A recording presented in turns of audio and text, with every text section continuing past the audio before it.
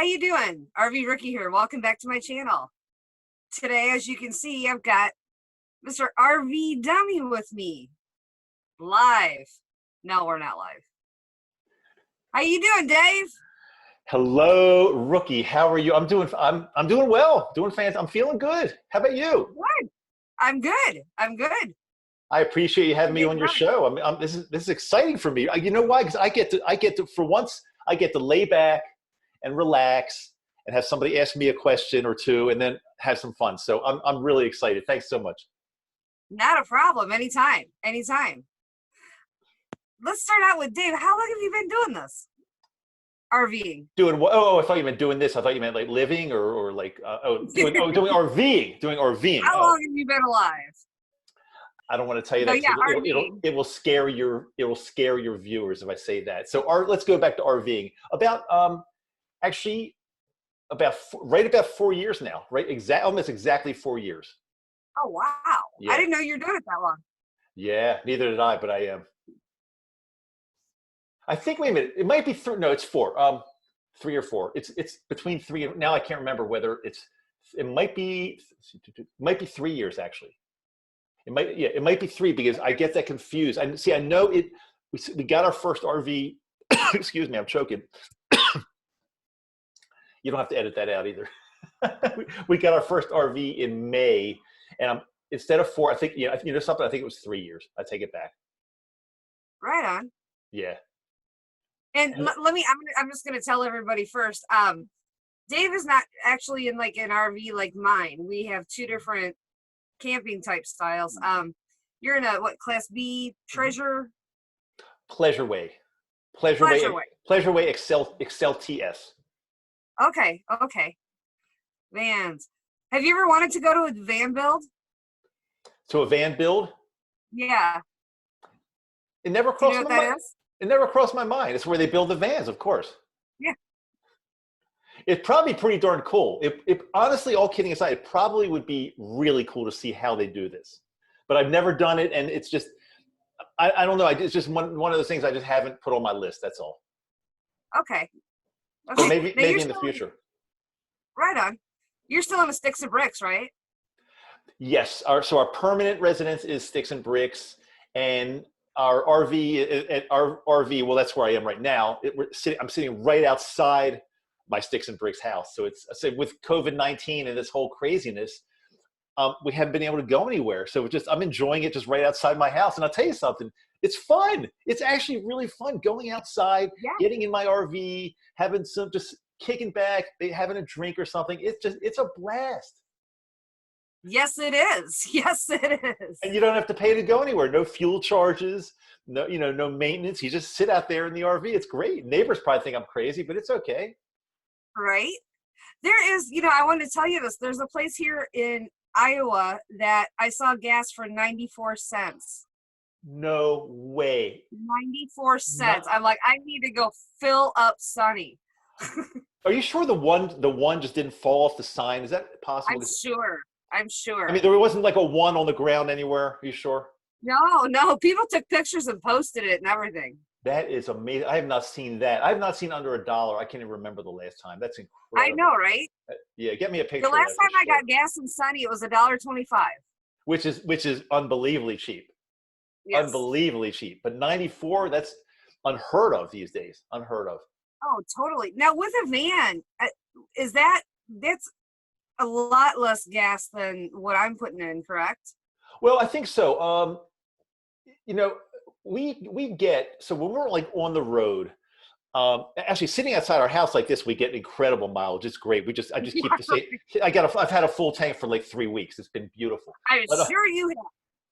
But when we're on the road, we get about 14 to 15 miles to the gallon, which is, I think, good. It's not unbelievable, but it's good. How many do you get? What's your mileage? Oh, see, I don't even know. I know that I made it from Sarasota to Dade City on half a tank, which is, I think it's good. Honestly, it's better than I expected. Put it that way. I don't know the exact numbers because right. That's okay, because you're the RV rookie. It's okay, and I'm the RV dummy. I shouldn't know the exact numbers, but being the dummy, I've learned to maybe kind of know the numbers. So Oh, there you go. it's all good. It's all good. But I'm sure I will eventually. you should track it just out of curiosity. You track it like over a decent period of time, because you'll get different road conditions, different speeds, different. So you can't just do it one time and track. You've got to do it over a long period of time, and then that'll give you a pretty accurate understanding of what kind of miles you're getting. But it would be interesting to know. I'd like to know what you're getting. I would too. Yeah. So yeah, I'll do that. My father told me to do that, but I mean, the journey was just so crazy getting here. I just, You didn't want to. Yeah, you didn't want to mess with things like tracking miles. That's crazy. Correct. Yeah, exactly. Now, is this? I know you have a Sticks and Bricks, but is this something you could actually live in? Well, it's all relative. I think yes, we could. It depends how small you want to go. It's me, it's my wife, and we've got our cat. And picture it as for your listeners and viewers that don't know what a Class B actually is. It's like a large van, like a large van. We've got it's shaped like a van. It looks like a van, but it's larger. So we've got other, you walk in, you see the coach, the 2 seats. Then you walk in. There's a microwave oven. There's a nice closet. There's a kitchen. We got a stove with 2 burners. There's a fridge. There's a regular, real walk-in bathroom. You're probably wondering, like, how do you get all this in a van? But you do. Oh, you do have a walk-in bathroom. We have a walk-in bathroom, yes. But is your shower in the same place as your toilet? It's in the same enclosure. It's in the same. It's like a walk-in. See, that's what I didn't like. We don't really use the shower, so we'll generally shower if and when we're at a campground. It's just much easier, I think. But we do have a fully functioning shower. But then you walk back a little bit more, and I'm trying to think if I missed anything. But we have a king size bed. It's a sofa all the way in the back. So picture the sofa against the back wall of the van. But then you press a button and it folds down, and it's really a king size. It's automatic like that? Sorry? It's automatic like that? It comes down by itself? Press a button, baby, and it just comes right down. Nice. It's really, really cool. Now, nice. I've been in Class C's, I've been in Class A's, and generally they have queen size beds. We have a true king size bed, and we and our cat love it. So to get back to your question, I mean, it's definitely small, but you could live in it. You definitely could live in it for sure. And it's sometimes like, when the hallway going from the front coach part to the back is it's narrow. And sometimes we have to like dance around each other a little bit to move around, but we kind of got that down. But people live in tiny houses, and so it is possible. Yes. Yeah, it is very possible. Sure. Nice. Yeah. Nice. Yeah. What is the furthest? Go ahead. And the good thing about it is it's very easy to drive around and pull into a parking lot somewhere. I know yours is also. You've got to see. Ours is a little bit smaller. But, if you theoretically, somebody could use this. I don't really recommend it. And I did a video a short time ago about driving a Class B. But theoretically, somebody could use this as their main vehicle also. Again, I wouldn't recommend it. It just wouldn't, to me, it wouldn't be that comfortable. It's just too big to use as an everyday vehicle. But you could. It could be your only thing if you wanted to. It could be your home. It could be your car. It could be anything you want. Sounds like a lot of maintenance. I'll tell you something. Surprisingly, knock on wood. Here, I'm knocking on wood. Here, surprisingly, we have not had like a tremendous amount of maintenance. We've had some issues with the fridge over the couple of years we've had it. I say couple of years because we had another Class B for 1 year, and then we got this one. After that one, that's a whole story. I don't think you want me to go into it, but let's just say it burnt down. The first one, we had a fire. Okay. What's funny is I remember a YouTuber mentioning that. That might have been one me. Of his videos. That might have been me. That YouTuber might have been me. It probably was. It was a really strange story. I mean, if you want, I could give you the 60-second version. It was Go ahead. Crazy. So, okay, it was our first rig. I was truly the RV dummy. We got this. I didn't know anything about RVs. It was used, but it was good. We had it for like almost a year, And I took it into the battery shop, just like a regular battery shop, because I needed to get the two coach, not the chassis battery, but the coach batteries, the house batteries replaced because they weren't working that well. So took it in, trusted that everything would be fine. I'm waiting there. The guy said it'll only take 45 minutes or so. So I'm waiting. I had to get, he's working on it in the back kind of. I had to get something out of the front. I opened the front door and smoke and fire are coming out of the dashboard. I swear. Oh, Smoke and fire. Now I ran around to him so fast. I said, hey, stop, there's a fire. You got to do something. And he came, he looked at it. He said, oh my God, what's going on? And he like got a fire extinguisher.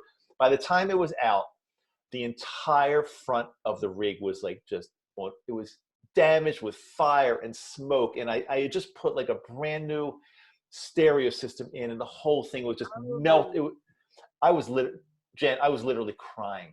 I was crying because not only that, my wife and I had plans to go camping that weekend, and I was in tears. I thought I was like, I was pinching myself. Was this a nightmare? Is this really happening?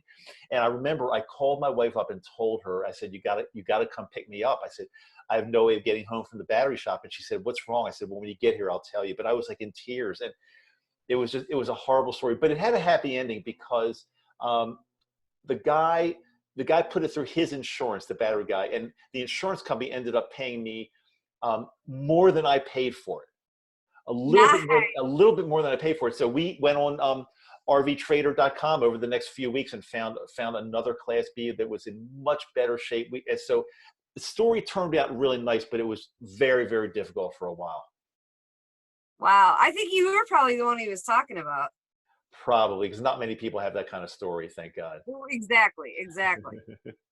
And there's only, I mean, there's more than a handful of us, but there's, I don't know. But I'll tell you something funnier. So like a few months later, a friend of mine who we RV together, a friend of mine in New Jersey, sent me a message and said, Dave, she sent me a link to eBay, an eBay listing for an RV. She said, is this by any chance your old RV, the one that burnt down, the one that had the fire? I looked at it. Sure enough, some guy, I guess what he did, he bought it at auction. I'm assuming, bought it at auction, really cheap, fixed it up as best as he could, put a new stereo in, but and fixed up the dash. But he even said, like, there's a little asterisk, a little disclaimer, said there was a minor dash fire. Meanwhile, this thing was not minor. It was, but I think he ended up selling it. And maybe it was okay. Maybe he fixed it up. I don't really know. Wow. But you got a better one, so. We love our Pleasureway now. We absolutely love it. We bought it from an elderly couple that took great care of it, drove it very little, but maintained it. Like, even when things didn't need to be fixed and replaced, he did it anyway. Like, we got it. It had brand new tires, brand new batteries. Everything was like brand new. And it was like the deal of the century. We really, really lucked out. It was great. Nice. Yeah. Nice. Now, you're familiar with the term stealth camping, correct? Yes. I mean, I know the term. I guess I kind of know what it is. Yeah. Have you ever stealth camped? And explain to the viewers what it is. So stealth camping, are you saying that's different than boondocking, right? Yeah, stealth camping in a van, I believe, is just kind of incognito, pulling into a parking spot and crashing out. I've got a good stealth camping story for you, actually. So okay, go ahead. This is in the original rig. It was what was it? It was a leisure travel. Before it burnt down, before it had the fire, I had some business I was attending to up in. I lived in Maryland. I'm in Utah right now, as you probably know. I'm in Salt Lake City, but we used to live in Maryland. So I had a business trip I had to go to in New Jersey. So I figured I'm gonna get in my rig and just drive up there and I'll do some camping. I'll have some fun. I'll meet some people. But also, they were paying for my hotel at the Marriott in Newark, New Jersey. I remember that. Oh God, Newark. But I got there a couple days early just to hang out and have some fun. But I figured, okay, what I'm going to do, I'm going to just pull my rig into the airport. It was the airport Marriott. It's a Newark airport. I pull my rig into the airport parking lot there. If they charge me, a few bucks a day, I don't care. But but they're going to think I'm checking in. I'm just going to stay in the rig and sleep in there and stay there for a couple days. And I was a little nervous. I thought maybe they've got some kind of security guard that comes around at night knocking on doors, but no, I slept there for 2 nights, stealth camped. It was great. It was really fun. And if I had to use the bathroom, if I didn't feel like using it in my rig, I would go in and use like the really beautiful bathrooms in the Marriott. You know, it was great. Nice. Nice. I think stealth camping in a class B is fairly easy, just because, you know, again, it just looks like it's a van parked in a lot. Nobody's really that suspicious. But I did have curtains, like, you know, I did close the curtains, and so somebody could be a little bit, but it worked out well. It worked out really well. Nice. Nice. I've always been kind of jealous of stealth campers, because you know they can go anywhere and do anything. I think stealth camping is actually pretty easy. If you get creative, think about it. Think about it.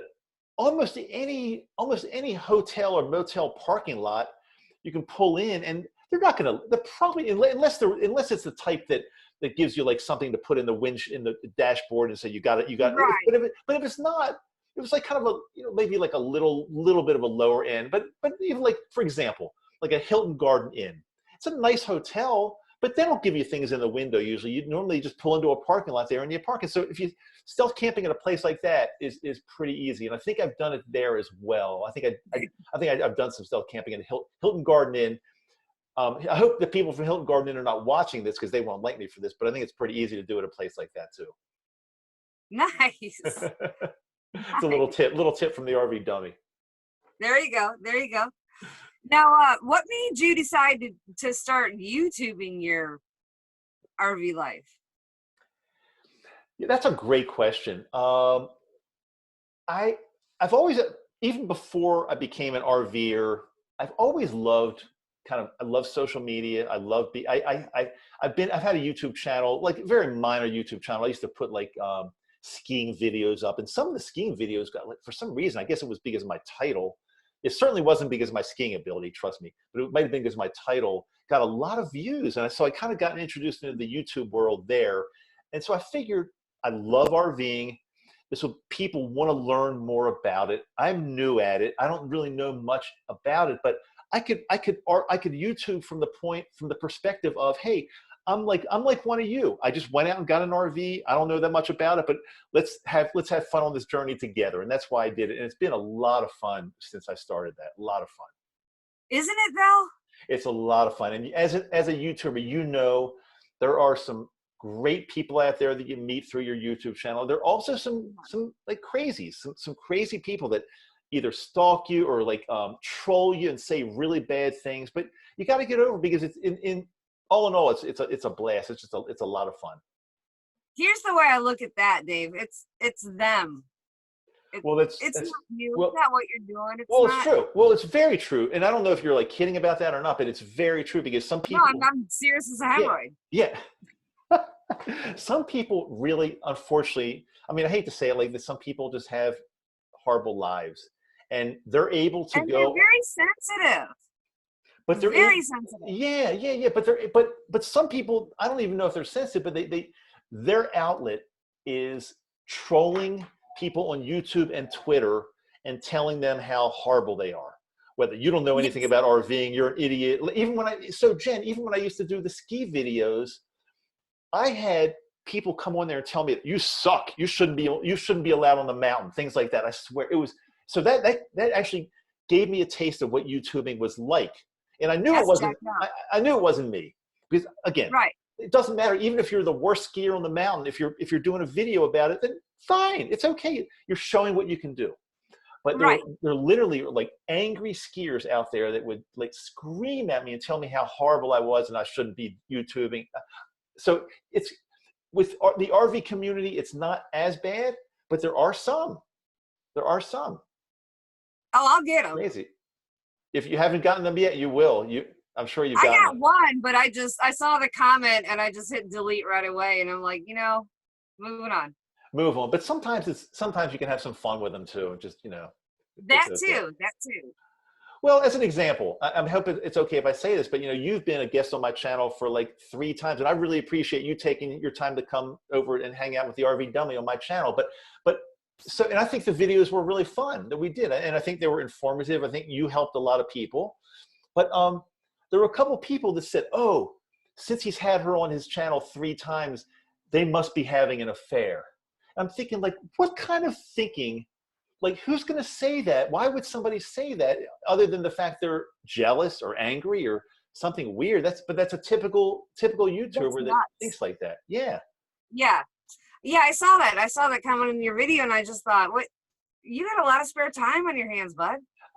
Exactly. You got a lot of spare time if you're going to come up with some cockamamie BS like this. It's unbelievable. So, but anyway, Oh, as a YouTuber, what you're doing, what I'm doing, we just have to kind of look the other way, realize there are going to be some, crazy, angry people out there. Sometimes if it gets bad enough, I only block somebody if they're really, really, really bad. But that's the good thing about YouTube. You can just click block and they're done. You don't have to worry about them anymore. It's fine. It's fine. it looks to me like my viewers are right now, and thank God, because of a small channel, it's a lot of people that I know, and it's a lot of your good people that came over. Oh, see, I told only the good ones can come over to you. I'm not getting hate yet, Dave. I'm wondering when my day is gonna come. But you know something? Okay, so like, you're a woman, you're an attractive woman, a good personality, you're in an RV. It's hard for me to believe that somebody's going to come on your channel and just start hating you. You're a very likable person. And I like to think I'm likable, but I'm a guy and I'm a target, I guess. But how can anybody be mean to you, Jen? Come on. How can anybody be Oh my God, where I'm at, the reason why I won't disclose where I'm at is because of the mean girls in Iowa. Oh, it's has the nothing women. to do with YouTube. Has nothing to do with YouTube. What are they doing to you there? No, it was just like high school BS that they carried for 30 years. But what do you mean? But who are these people though that are being mean? I don't understand. Like, these are people that you knew from the past, you mean? Or I don't understand. Yes. Okay, gotcha. I mean, I haven't had contact with them in about probably 4 years, thank God. But for some odd reason, they got a lot of time on their hands around here. Some people have an inordinate amount of time on their hands. They got nothing to do. Nothing right. to do. So I mean, that's what I was worried about, is them coming onto social media and starting to be insane. But knock on wood. And if they do, you can block them. It seems like you've got a really, really nice following. You should. I do. I love my following. Yeah. I really do. Hey, hi, Lance from Canada. I remember. Is that the one that was on the live stream? Yes. Hi, Lance from Canada. How you doing, Lance from Canada? Yes, and he asked me if I would not do a video on Canada if I've ever been there, and I'm like, yeah, I've never been there. Canada's a nice place. Canada. You got to get over the border. It's a nice place. Where is the coolest place you've ever taken your RV? Oh, that's a really good question. I love that one. Say your pleasure van. By what? Pleasure van. Oh, pleasure van. Well, it's an RV. It's definitely called an RV. Pleasure way. It's an RV. It's definitely an RV. Pleasure way. I'm sorry. That's okay. That's a really good question. I have to think for a second. The coolest place. Well, I'm going to say when we first got. Okay, so let's go with the pleasure way. So the first one was the leisure travel for the first year. We first got the pleasure way in May of 2 years ago. I guess it was 2 years ago. Yeah, that's right. And we immediately took it we still lived in Maryland back then, but we were trying to explore the West because we knew we wanted to move to the West in some type of sticks and bricks. So we took bricks and sticks and bricks, whatever. It's same stuff. But so we drove west along I-70 mainly. And it was through the first part was a little bit boring. You've done that, it sounds like, quite a bit, even though maybe you might have been a little higher up on I-80, we were on I-70. But as soon as we got into the mountains, into the Rocky Mountains, it's like it's the whole country opened up. We said, like, and the first night the first night camping in the mountains, it was probably at, I'm guessing roughly it might have been 10,000 feet, something like that in elevation. And we looked down into the valley, and that's when I said, you know something, we made the right choice. This is a beautiful lifestyle because we could have this as our backyard for as long as we want, and we can move on and do something else. But that was probably the thing that we've been to a lot of really cool places, a lot. But that was the thing that I remember, just because it was the first time in that rig. And I will tell you something interesting about that trip too. I remember because it was a little scary too, because being up so high in elevation, our cat Boo Boo, that first night, at least the first night, he must have been feeling the altitude because he wasn't really himself. It took him at least a day or two before he kind of like started moving around a little bit better. Your dogs might be hungry. Your dogs are hungry.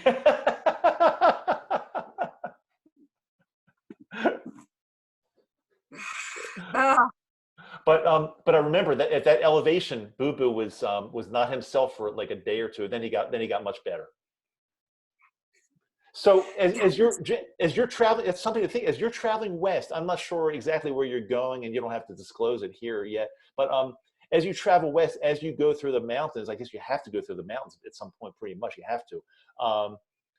Just be careful and take it easy with your dogs, and just understand and give them a lot of make sure they drink a lot of water seriously, because it could be a lot of change for them too, at that kind of elevation. well, I know this winter I'm going to Arizona, and so driving through Utah and all that, I'm going to hit mountains. Yeah, you'll hit the Oh, you have to cross over the Rocky Mountains to get from you've got to. okay. If you're going So if across, those are the Rocky Mountains. When I was in Tennessee, what were those? Tennessee would be the Appalachian Mountains, which is they're not nearly as the elevation is nothing like compared to the Rockies, nothing. Okay. Well, But I I know will. Colorado, there's high elevation for. That's the Rocky Mountains also. Now here's the tip I for you. don't get out much, Dave. That's okay. You are now though. You're I'm brand exploring. new. You're exploring the whole country. That's beautiful. But so here's the thing: if you're crossing the Rocky Mountains in Utah, Wyoming, Utah, into Utah, it's the elevation is not going to be nearly as high as if you're crossing in Colorado. Colorado, you're going up well over. I think at the Continental Divide, you're going up way over 10,000 feet, whereas in Utah, you won't be as high. So that's something. So it won't be as bad. It won't be as bad going through Utah. Okay, but I have to go through Colorado to get to Arizona. Let me. Yeah. So Colorado would be one state east. Yeah, you will. Yeah. You're right. You're right. If you do it though, if you go through Wyoming instead of Colorado, it won't be as bad. And see, Colorado. So a little geography lesson, real quickly. Colorado is going to be they'll be the highest mountains to go through. But if you want to stay on I-80, which is north of Colorado, and go through Wyoming, the elevation won't be as high. It won't be as much. Well, So still, I'm not worried about the elevation. I'm worried about the winding mountain roads. you're going through Colorado on I-70 through the Rocky Mountains is definitely some winding roads, but it's an interstate highway though. So you're not going to be on like little 2-lane roads going. That's definitely tougher. But you'll be on I-70 if you go through Colorado. And there will be a lot of ups and steep up and down and winding, but it's an interstate, so it's pretty wide, so it's not that bad. Okay, right on. But like I said, you can avoid all that if you want and stay on I-80 and go west that way on I-80 all the way across Wyoming into Utah that way, and you'll avoid Colorado. You can do that, and then come down to Arizona. I definitely like to avoid Colorado just for, I don't want the winding mountain. Tennessee scared the crap out of me. And I mean, I'm getting more comfortable and sunny, but I mean, I'm only 3 months in. Yeah, well, I will tell you this. I don't love Colorado as far as driving I-70 east-west through the Rockies. I don't love it. It's definitely, a lot of terrain, a lot of mountainous terrain you've got to go through. It is. I don't love it. Yeah, and you're in a smaller vehicle than I. And you're a dude. Well, I'm not sure if the dude has anything to do with it, but I'm definitely in a small. I'll tell you, I don't even love it in my car. That's the thing. I mean, so if you're concerned about that, go I-80 go west on I-80, then once you get into Utah, then you can start going down to Arizona, and it'll be much tamer for sure. So some of the things we can talk offline about that, so we don't bore your listeners all about how you're going to be going. But I'll be able to help you with that. Seriously, I'm very, very familiar with all those roads. Okay, cool. We'll definitely talk about that offline. Absolutely. And my last question would be, when are you going to take your RV out again? I don't know. What's the plans after this, Dave? I Well, mean, you're in quarantine. What are I, you going to do after? I don't know. We had plans actually in May, next month, as we're recording this, just next month, to go down into southern Utah and camp out at some campgrounds down there. But we had to cancel them. Everything's closed. I think they are opening up the state parks again in Utah, like now maybe. But we had to cancel that trip because the RV park wrote to us and said we're closed, blah blah blah. And then we had another trip planned. So to answer your question, I hope soon, but we don't know for sure. There's so much stuff we can do. See, I'm based out of Salt Lake City, and there's so much stuff we can do, even like an hour away. There's like beautiful stuff we can go to that's just incredible. So if stuff starts to open up again, I mean, I could be ready next weekend to do stuff if that's possible. So the sooner the better, but I'm not sure. Right on. But until then, I'm having a blast sitting here outside my house. This is great. I'm loving it. Seriously. Right on, right on. Yeah, I know. I've gotten to know my RV so well since this whole thing started, and it's like, I like it. I'm fine. Yeah. It's like a tiny house in my book. Exactly. And I got to tell you something. Yoko and I are looking forward to when you start making your way out west. If you come through this area, you can park your RV in Sunny, right? You can park Sunny in our driveway for a night or two if you like. Hey, seriously, there you go.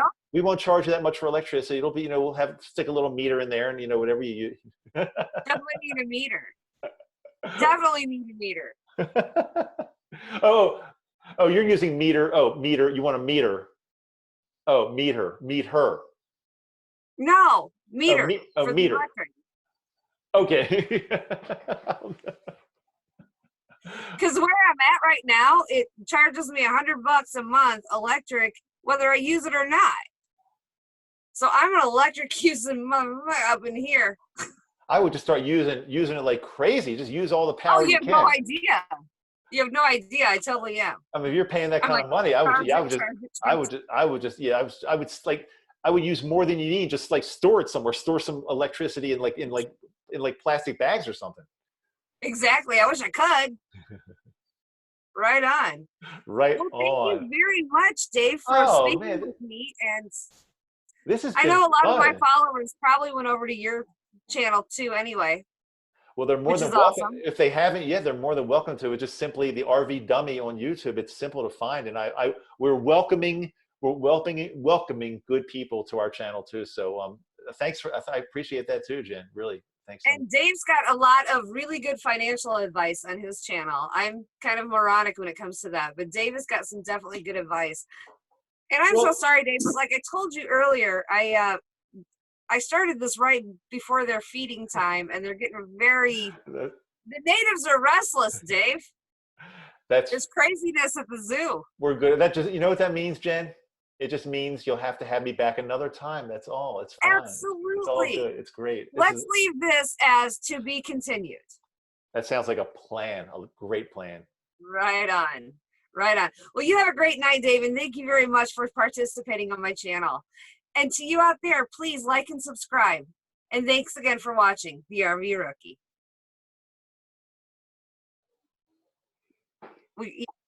Hang on one second. Stop.